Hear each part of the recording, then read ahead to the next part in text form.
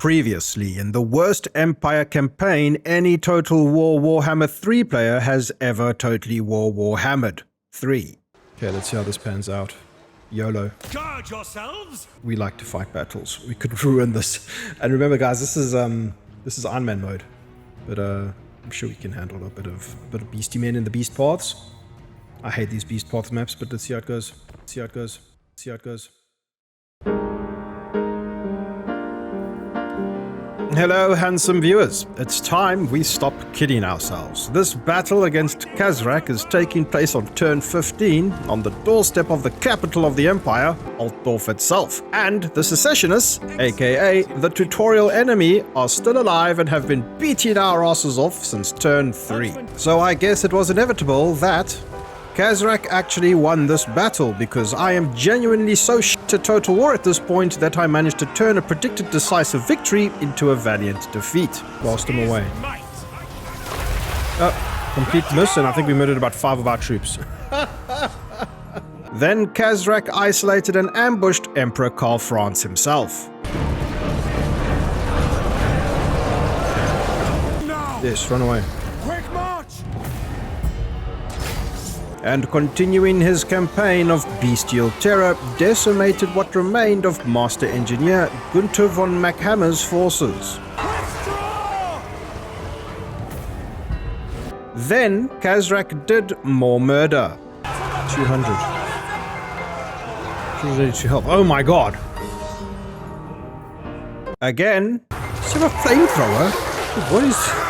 I've not seen half the shit in this campaign so far. Yep, not surprised at all. And again. Wrong way. No, come on, go into the crowd, dude. Are you kidding me? Oh well. Then the secessionists conquered Helmgard.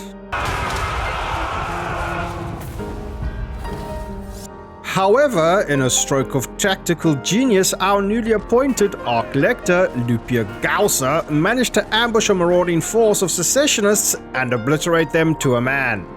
But their brutal counterattacks ruined what was left of our freshly recruited regiments. Then they besieged Altdorf itself. But somehow, by the grace of Sigmar himself, we actually repelled them.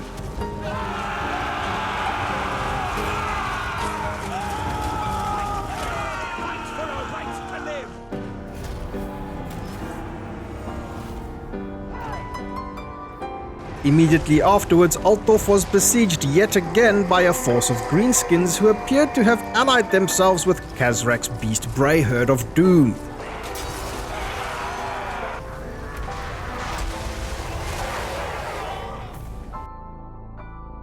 Finally bringing our once never glorious empire to its knees. Very soon after that, the very last remaining bastion of Empire loyalists walled up inside Castle Reichgard fell to Griebitz of the Black Pit tribe, riding upon his giant spider of death, pain, and suffering. Oh my god. That is so cool. For some reason, some dwarves made up part of the garrison, probably some ancient pact to defend the realms of men due to one of our past wise attempts at diplomacy. But not even they could help prevent Emperor Karl Franz from ultimately getting devoured by a giant spider and mauled to death by a horde of vicious trolls. Wow, we indeed did speedrun the end times in this campaign. Everyone's dead, the orcs and beastmen have ravaged the capital of mankind, Altdorf has fallen, and the greatest statesman the old world has ever seen is giant spider food.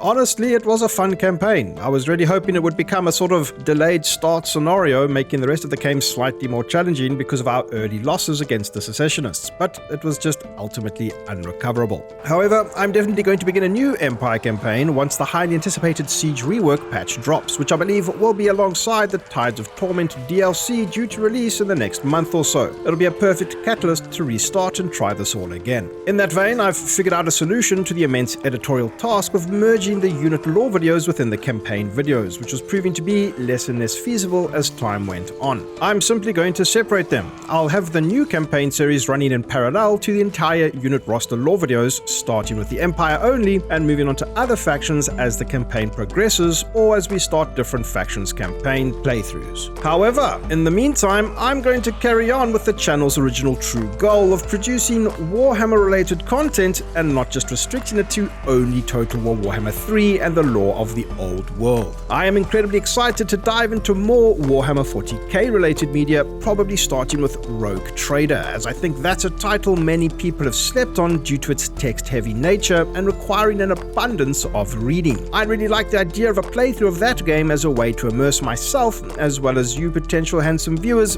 into the grim darkness of the far future. So look forward to that, as well as other Warhammer 40k and fantasy related content to come. Thanks for tuning in, and I'm sincerely sorry this campaign came to such a screeching halt. And a huge thanks to the handsome viewers who pulled in to watch this ridiculous campaign. I've had a lot of fun, and I think it was a good start to the channel, so thank you again for that. I knew the risks playing a very hard campaign on Iron Man mode, but that's kind of how I like to play games. Whatever happens, no save scumming, all this type of stuff, and let some kind of story unfold. That's really what I enjoy, and that's kind of what I want to do with Warhammer related content on this channel, and that's why I'm excited to start the Rogue Trader sort of playthrough. So I don't regret a thing. I enjoyed the challenge, and I'm going to do it again, so I will in the Siege update whenever that drops. So thanks for watching, and I'll see you in the next one. Cheers.